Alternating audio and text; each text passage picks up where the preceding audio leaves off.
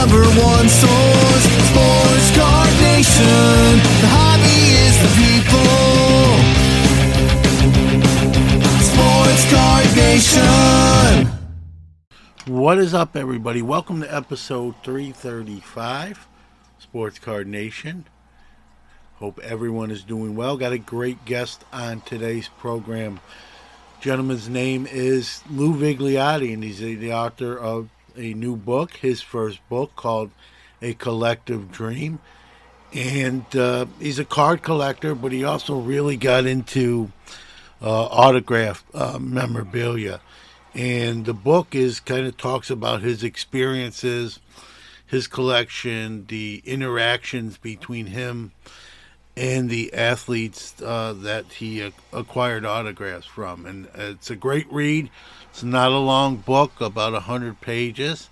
And, some behind-the-scenes moments. And we're going to talk about some of them right on today's program, but we're not going to talk about the whole book. So check that book out. Could read it in a few days, maybe even in one day.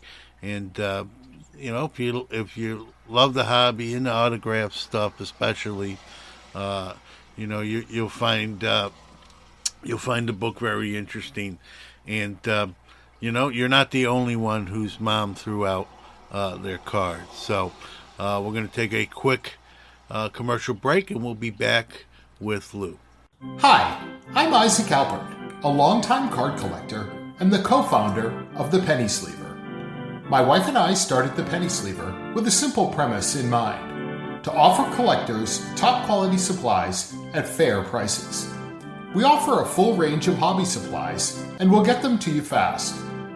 Whether you're looking for a 260-point magnetic for that oversized patch card, or a slew of semi-rigids for your next PSA submission, the Penny Sleever has you covered. Shop now at thepennysleever.com and use the promo code SCNation to get 10% off your first order. That's SCNation for 10% off at thepennysleever.com. The Penny Sleever. Top quality supplies, fair prices.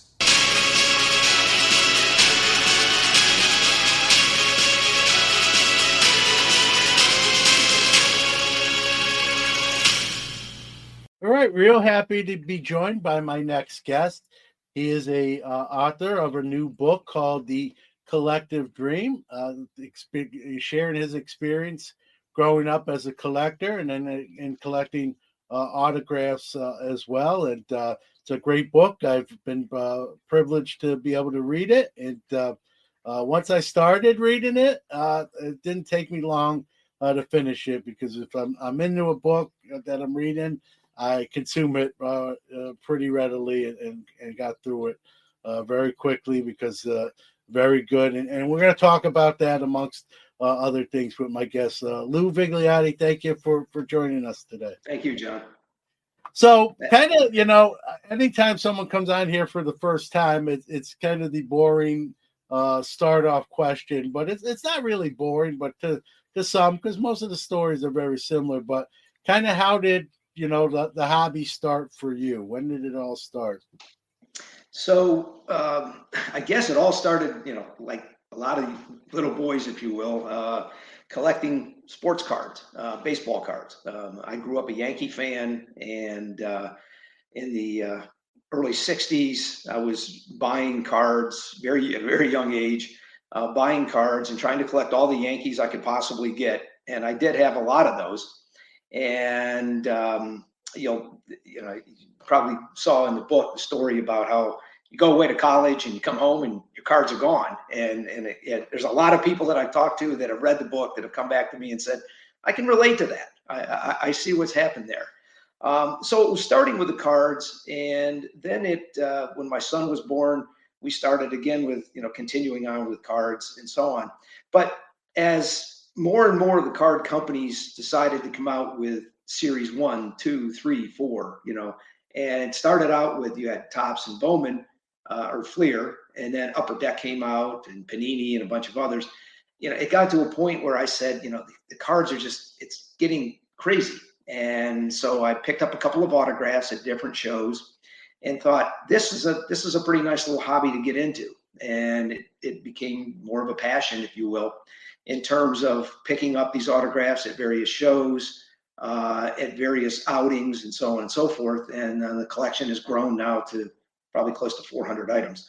And but it's been a true pleasure to be able to do this. And the people that I've met through all of this, the athletes, the sports icons, if you will, that I refer to, it's been nice because they're just everyday people. And when you get a chance to sit down and talk to them, and not just get the signature, they actually have a story behind them all.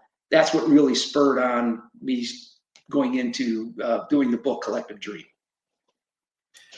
Yeah, and you when you say, we all say, "Oh, my mom threw out my card." That really happened to you, and again, not that I want people to read the book, obviously, as you do, but I like how you were like, "What, where, what?" You were like sort of flabbergasted and like, figured out maybe I can get these back. It might not be too late to track them down.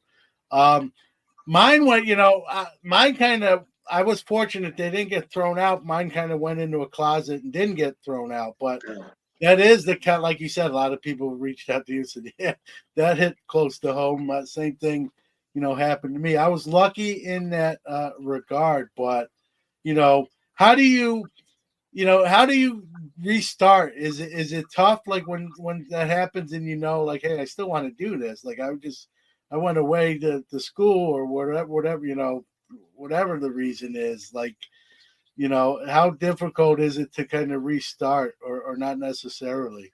Yeah, well, after the good batch of cards was gone, if you will, and then I graduated from college and I started picking up some cards, not the ones that I really lost, okay, but others. And then when my son was born, he got a little bit older. We started picking up cards, but they were more of the players and the time that he was growing up in, not when I was growing up.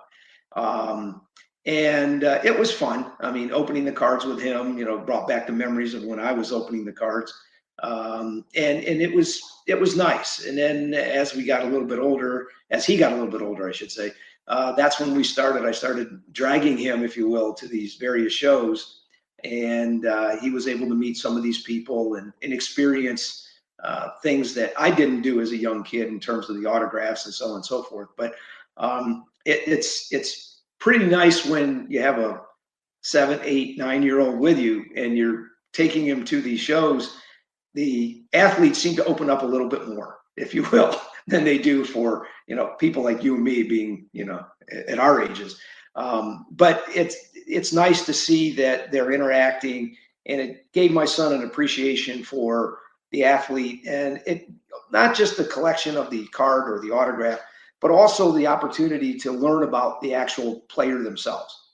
And I tried to also do that in the book by putting in some statistics and so on behind some of these individuals that I have in the book. And I think it brings it a more personal level, if you will.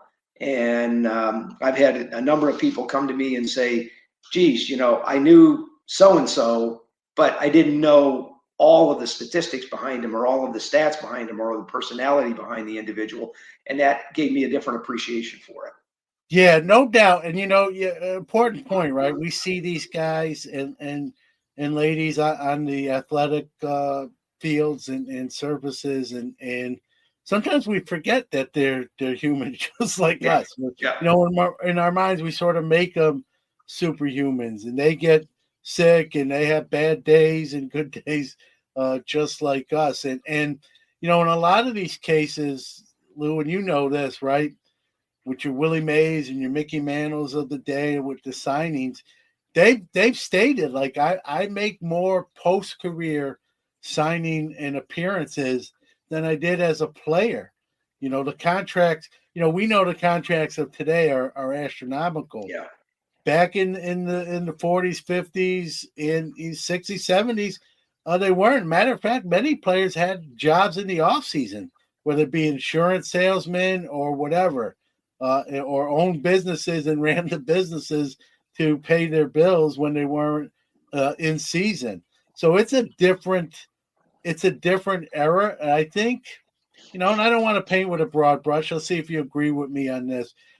I think, I mean, every player or athlete's individual and has their own personalities, but I think the athletes of yesteryear, if you will, were more personable because they knew that aspect was going to be a big part of their lives, even post career.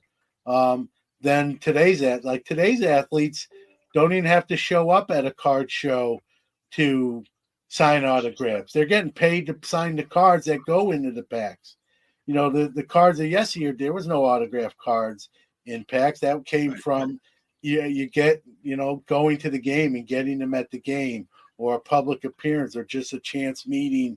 You saw them shopping or something like that. And so these signings and these appearances for many of those era players is a big part of their life. So I think a lot of them are more personable, where today's athletes, it's like they don't need to do it. And you hear stories where, like, hey kid, I'm not signing, or not today, or not even no response, or they come out of the clubhouse and they run onto they run to their car, or the van taking them to the hotel, and just try to get away from signing. So when you look at today's players, and comparatively speaking, it's a different. You're dealing with a different sort of thing.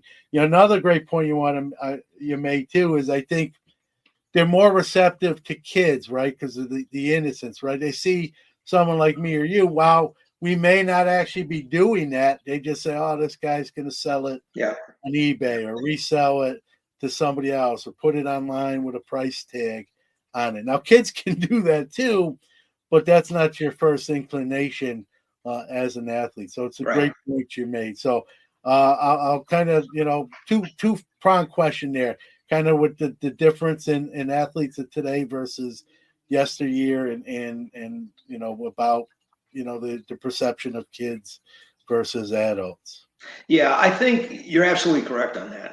The older athletes, if you will, that had a second job, they had to have the second job.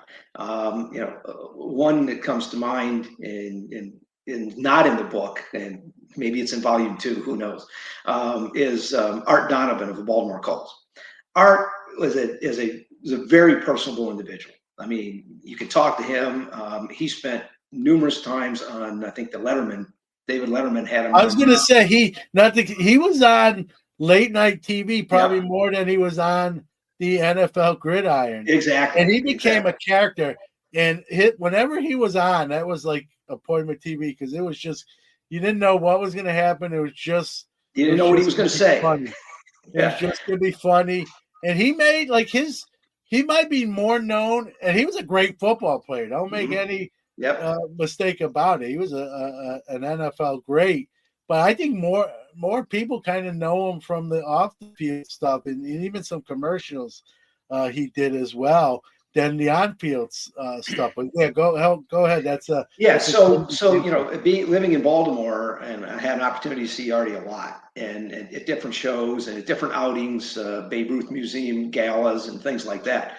And he was always talking. And we had him one time. I remember having him at our company function as a guest speaker, and we were in this very nice club, and this is back, everyone's in a jacket and tie, and Artie comes in and he's got his tie on, and he just kind of looks around, and he gets started in that Art Donovan of him, and all of a sudden he just takes his tie and he rips his tie off, and he said, "Look, I know you guys are all wearing ties," he said, "but I wear ties for 2 things: weddings and funeral.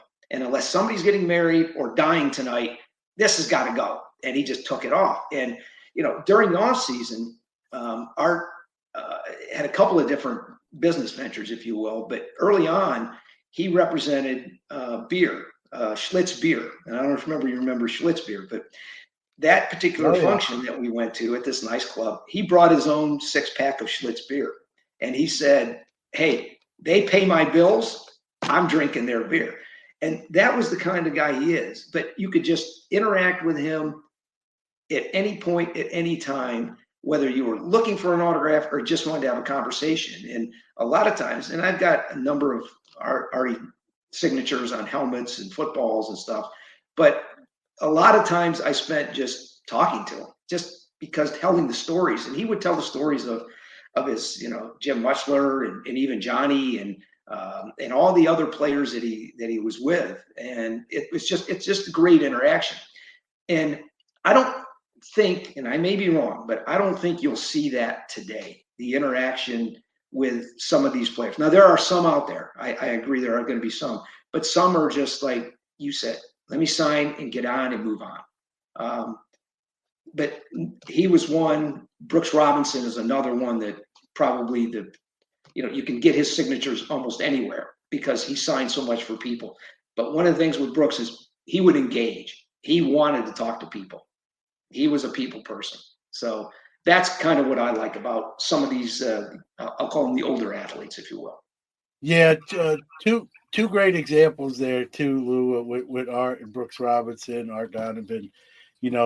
I think they got it, so to speak. You know what I mean? The light bulb went on. Like, they knew they were athletes, but they also, I think they wanted to be seen as just regular people. Like, hey, I'm talented in my sport. I'm good at what I do on the football and baseball fields, respectively. But hey, I'm a person of the people too. Like, I enjoy just having a conversation about who knows what, and especially with Art Donovan, it was who knows what, it just could go in any direction. And, so two great examples there. And you're right. I think we're seeing less of that. There's just less, that personal experience with, a lot of these guys are just contracted, and the cards that they're signing just get sent to their house, and they just take a night with the door behind closed doors and just rattle off a bunch of signatures and then send it back to the manufacturer. I think that, in a sense, gives us sort of, they're not envisioning. Again, I don't want to paint with a broad brush, but I think a good percentage of them are not envisioning maybe the smile of somebody when they open a pack and pull that person's autograph. They lose sight of that. Or people who come to the actual game to see them perform and play, maybe even specifically just for them, or one of the big reasons. Time to hear from one of our great sponsors, but Sports Card Nation will be right back after that. Iron Sports Cards is your #1 source for all your PSA and other grading submissions. Their elite status improves turnaround times. Heck, they even provide the card savers. Their chat rooms provide updates on all your submissions. They also offer wax options and single cards to cover all the bases. Check them out on Facebook at Iron Sports Cards Group or on the web at ironsportscards.com, or even give them a call at 1-877-IRON-PSA. Rob's got you covered. Let's go! You are listening to the Sports Card Nation podcast. I think today's athletes also, I don't want to say if they work harder, but there's more, technology-wise, there's more training stuff, there's more equipment. So, and it's very competitive, right? How many times, like, a guy will have a great year and then 2 or 3 years later, they're out of the league. Now, but that being said, back, especially with baseball, there were less teams, so there were less roster spots too. So it was competitive for different reasons, even then. So I just think that it's whether a player wants to make time for it or not. And I tend to think the higher percentages is they'd rather not and just do their own thing. And I get it.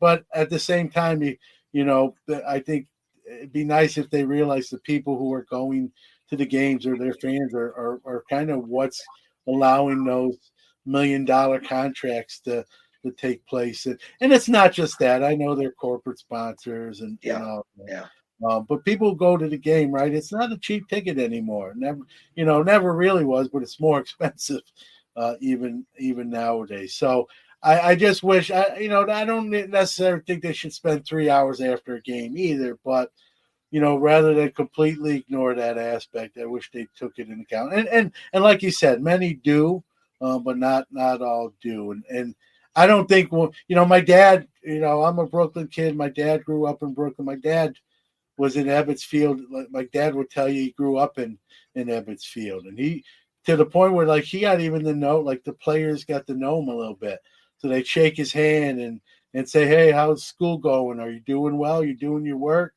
Staying, you're doing your studies?" And like I had him on the show once to talk about like the difference between then and sort of now, and he got emotional. He like started to cry and got choked up because two reasons. He realizes it's not like that no more, and he realizes like you can't go back to those days. And Yeah, it really is. And one of the other things too is I think some of these athletes today, when you get a signature, I've seen them where you look at it and you go, who is this person, right? Who signed this? And I go back to some of the older athletes, and I remember Bart Starr, getting Bart Starr's signature and how much time he took to sign his name.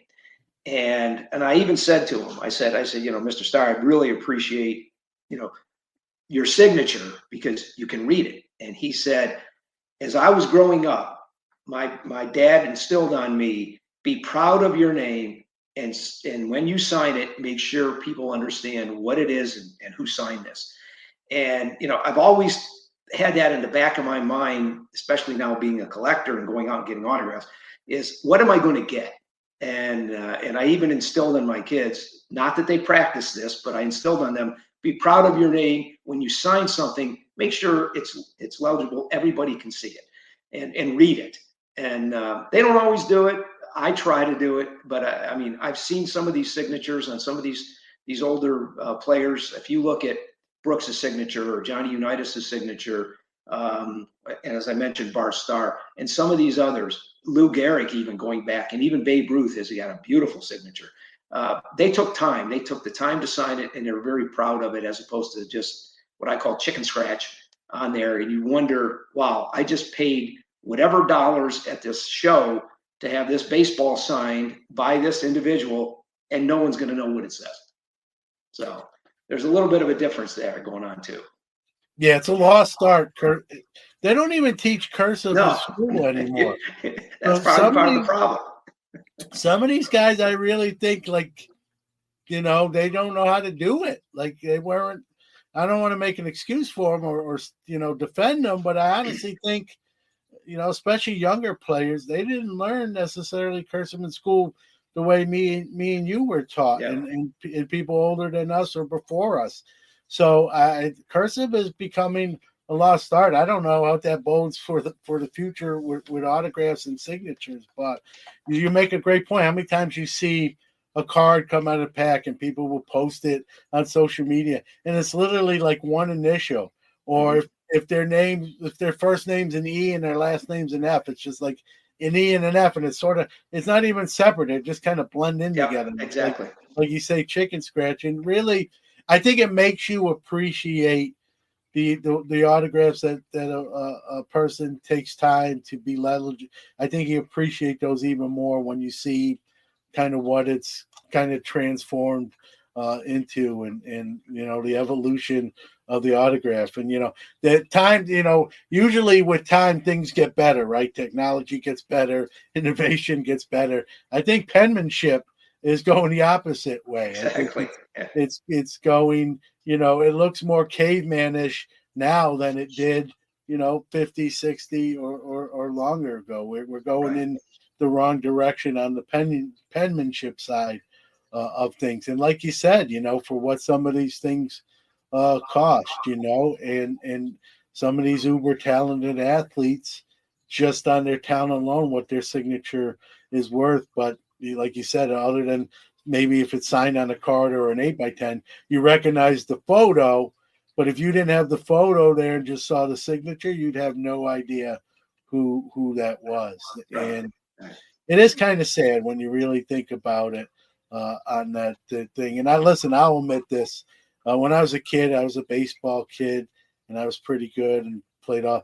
But even as a kid, I like a lot of kids, you think you're going to make the major league. So I was practicing signing my autograph at 8, 9, 10 years old. So I like to think my signature is pretty good. I don't know who'd want it, other than if I'm signing the paper house or something like that. But as kids, we all think we're going to the major league. So I was practicing my autograph at a young age, and based on that, and maybe that's why my signature's, not too bad today. But Right.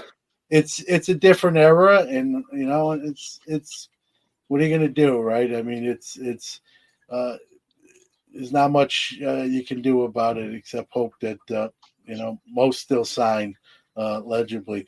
For you, when did autographs really hit your radar? Like obviously we all start as card collectors, but when did autographs, like, hey, you mentioned about when the companies start making way too many series, there's way too many companies. Was that it for you? And you're like, I'm just going to go in a different direction here. Yeah, that was pretty much kind of it. I had picked up a couple of baseballs, and I think one of the things that really jolted it got into place was getting Willie Mays. I had gone to a company outing, a golf tournament, and there was it was a beautiful golf course in San Francisco, and it was where the company would bring in football players, baseball players, and they would each put them in a foursome. And unfortunately for me, I did not get to play with Willie Mays, but it was at that function where I knew he was going to be there, and I threw a bunch of baseballs in my golf bag and approached him in a room, and you'll see the story in the book about when I approached him and him having a donut and walking into that particular room. I think he was in shock that I walked in because it was a private thing. I think the people around him were in shock because it was like, who is this guy? And I walk in with this baseball and pen and not even thinking twice, and walk right up to him to get the signature.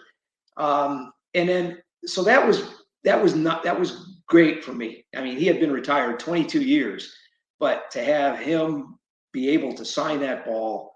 And then that evening, there was a charity auction for the Boys and Girls Clubs of San Francisco.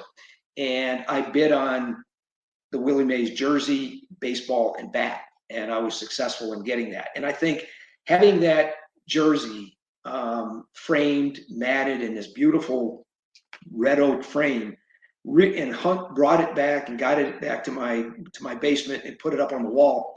I think that's really started. When I looked at that, I thought, wow, this is a really nice looking piece. I'd like to build around this. And that's what started me going to various shows, the various shows that people have up, whether it's in Philadelphia, Virginia, or wherever it happened to be, or the national, and getting signatures and building it up. And I think I mentioned in the book that to me, these are really pieces of art. I mean, people collect art, they collect, sculptures or whatever. But when I get something, I'd like to be able to display it and look at it. And there's a story behind it. And that's what really was the impetus to write the book was, people would say to me, they'd look at something and they'd say, yeah, geez, you have so-and-so signature. How did you get that? And I'd tell the story. And all of a sudden it started clicking to me. It was like, well, why don't I just put this down as opposed to just telling the story, put it in print. And that's where Collective Dream all of a sudden got started. It's been, and the feedback has been really good. I mean, people have enjoyed it. They brought back a lot of memories to people, especially our ages, if you will. But even some of the younger people that have read it, as I mentioned, they didn't understand that there were statistics behind all these individuals and got to know these players. But I think that's where I got started, John, was really when that Willie Mays thing, and then I just started expanding it from there. Yeah, and you met, piggybacking off what you said, right? They are works of art, right? Just like the cards themselves are, autographs are too. And like we just spoke of, I appreciate the long form version of the art, and comparably speaking to the new form version of art. And I think, recent story that that banana taped to a white canvas Yeah, And it's sold, and I don't know what it sold for, or again, that comparatively speaking to, a Van Gogh painting that he spent how many hours, painting and like to taping a banana. I think that's a good analogy to draw between yesteryear's autos and autos of today. But they are works of art in themselves. And all right, that's going to wrap up this week's episode. Thank you to Lou Vigliotti, great guy, great book, short, sweet, but very interesting. A lot of, like I said, behind the scenes stuff with his interactions, and I think you'll enjoy it. If you enjoyed today's conversation, we're not done. We're only halfway done. Part 2 next Friday. But right now, we're going to hear from our Hobbies the People announcer, and then some closing thoughts, and wrap up this week's episode. Time for our Hobby is the People announcer of the week. Hi, this is Danny Blair with Baltimore Sports Collectibles, and I love what I do because the hobby is the people. If you'd like to be the Hobby is the People announcer of the week, do a WAV or MP3 file and send it to sportscardnationpc@gmail.com. Leave the gun. Take the cannoli. For nearly 50 years, Sports Collectors Digest has been the voice of the hobby, bringing you comprehensive coverage of the sports collectible industry. From industry news, auction results, market analysis, and in-depth stories about collectors and their collections, Sports Collectors Digest has everything you need to know about the hobby. SCD is also your leading source for listings of sports collectible dealers, card shops, card shows, and the latest from the industry's top companies. To check out all the latest news or to subscribe to the hobby's oldest magazine, visit sportscollectorsdigest.com or call 1-800-829-5561. Hobby Hotline is the hobby's only live interactive call-in show. Join some of your favorite hobby personalities every Saturday, 11 a.m. Eastern, 8 a.m. Pacific, to discuss the hottest hobby topics. If you miss us live, catch us after the fact on all major podcast platforms. Follow us on socials at Hobby Hotline.